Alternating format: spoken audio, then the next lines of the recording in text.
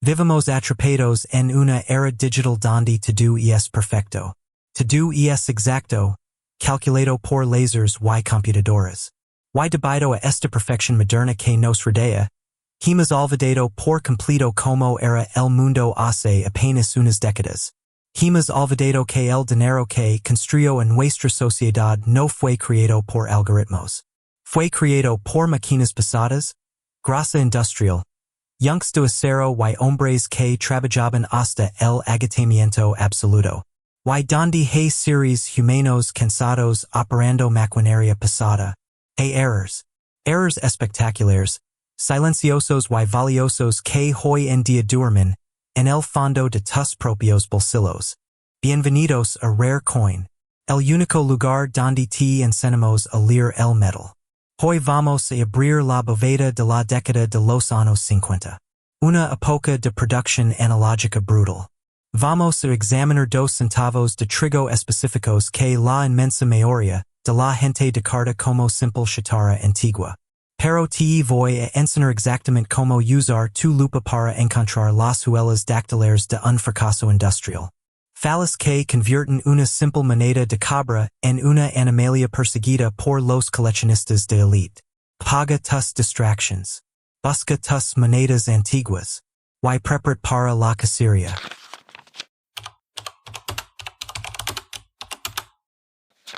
El tiempo no perdona. Y los errores humanos tampoco. Damos un salto corto hacia el futuro y aterrizamos en el año 1953.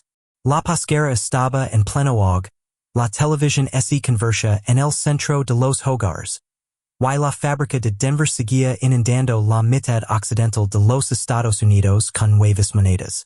Busca en tu tarot de monedas antiguas y saca el centavo de trigo de 1953. Revisa nuevamente debajo de la fecha para confirmar la presencia de la letra D de Denver. Siente el peso denso del cobre. Toca esos distintos talos de trigo en la parte posterior. Para este año, la casa de la moneda de Denver volvió a sufrir los estragos de la producción manual acelerada. Esta vez no se equivocaron de letra, pero la fatiga del trabajador hizo de las suyas. Cuando el operario colocó el punzón con la letra D sobre el molde de acero, golpeó con el martillo, pero el golpe fue débil, o el punzón rebotó ligeramente en su mano. Así que tuvo que volver a golpear. El problema fue que no alineó el punzón en el lugar exacto milimétricamente. El resultado es el famoso error D/D repunched mint mark. La letra D golpeada sobre otra letra D. Vuelve a tomar tu lupa. Enfoca la marca de seca. Lo que estás buscando no es una sombra de otra letra, sino una duplicación exacta. Verás que la letra D parece tener un escalón, o una segunda cava idéntica que sobresale por un lado, por encima o por debajo de la letra principal.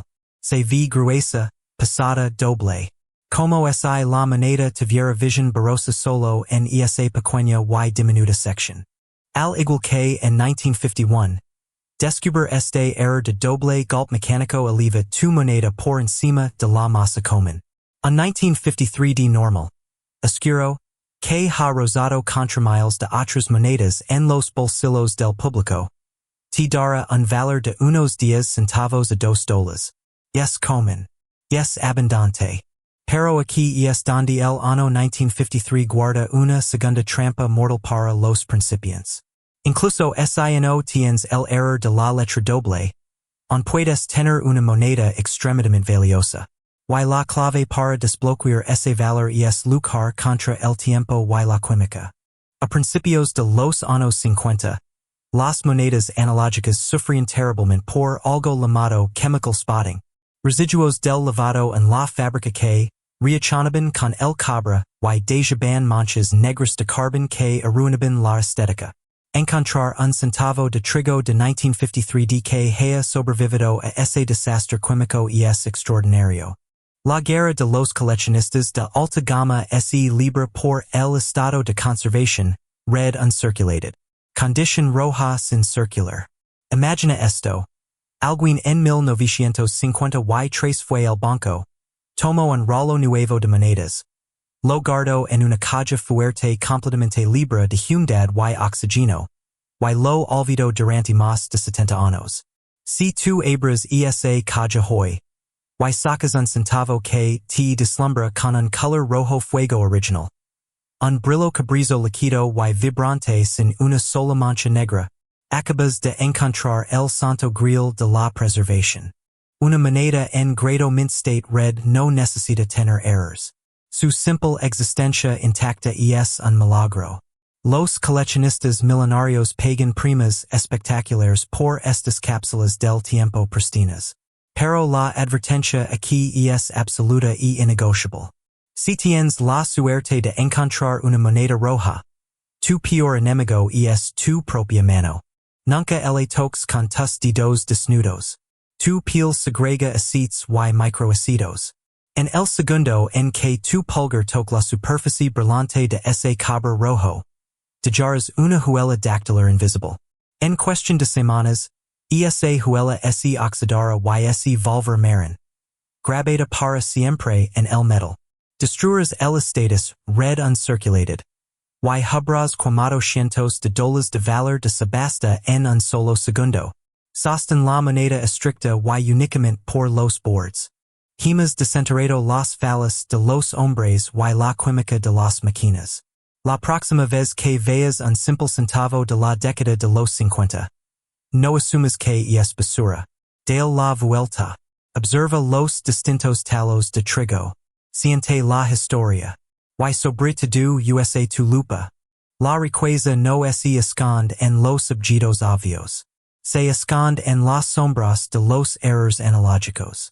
Esto es rare coin. Sigo cuestionando la perfección. Sigo cazando. Y nos veremos en el próximo descubrimiento.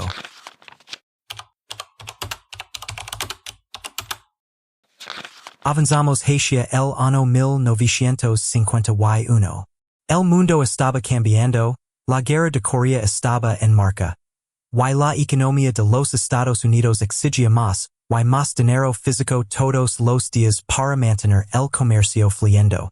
En las frías montañas de Colorado, la Casa de la Moneda de Denver estaba trabajando a un ritmo absolutamente febril. Toma en tus manos esa moneda de 1951. Antes de buscar cualquier marca o error, debes saber exactamente qué estás sosteniendo. Quiero que le dé la vuelta a la moneda. Olvidate de la cara frontal por un momento. La verdadera identidad de esta reliquia, su forma inconfundible y majestuosa, se encuentra en su reverso. Mira esos distintos y gruesos talos de trigo que suben simétricamente por los boards. No es un simple centavo con un monumento aburrido. Son espigas de trigo reales, taladas profundamente en el metal, representando la fuerza agrícola de una era pasada. Este es un verdadero centavo de trigo. Ahora, dale la vuelta nuevamente hacia el rostro. Mira cuidadosamente debajo de los números de la fecha 1951. Encontrarás una pequeña letra D. Esa es la marca de Denver. Pero aquí es donde la historia analógica se vuelve fascinante. En esa época, las letras de las fábricas no se grababan con láser. Un trabajador, un ser humano real con un martillo pesado de acero y un punzón de metal, tenía que golpear esa letra manualmente en cada molde de trabajo. En 1951, un trabajador en Denver cometió un error colosal. Tomó el punzón equivocado de la mesa de herramientas. Tomó el punzón con la letra S de San Francisco. Y lo golpeó con fuerza contra el molde. Al instante se dio cuenta de su error fatal. Pero en la década de los 50, no se desperdiciaba el acero en tiempos de guerra. En lugar de destruir el molde defectuoso, el trabajador tomó el punzón correcto con la letra D. Lo colocó exactamente encima de la equivocada. Y lo dio un violento martillazo para intentar ocultar su error. Creo que nadie se daría cuenta. Pero la historia es implacable.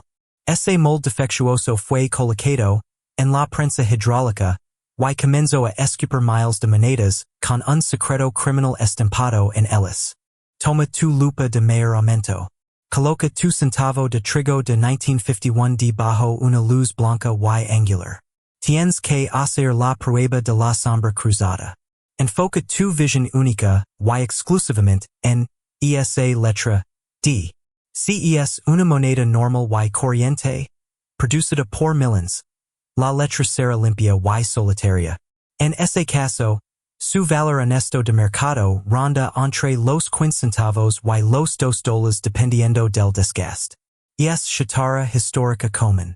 Pero, es bajo el cristal de tu lupa. Observas que justo debajo de las cavas de la D, asomándose timidamente por el fondo, están las inconfundibles cavas anguladas de una letra S, de tant ahora mismo. Acabas de descubrir el legendario error D/S repunched mint mark, una letra sobre otra. Esta anomalía analógica es el trofeo definitivo para los cazadores de verdades. Cuando encuentras esta prueba irrefutable de un fracaso humano oculto en el cabra, el valor de tu moneda salta de inmediato. Los especialistas en errores mecánicos pagan primas excellentes y significativas en las subastas para posar este accidente de fábrica documentado. Es la imperfección la que imprime el verdadero valor. Pero escúchame bien.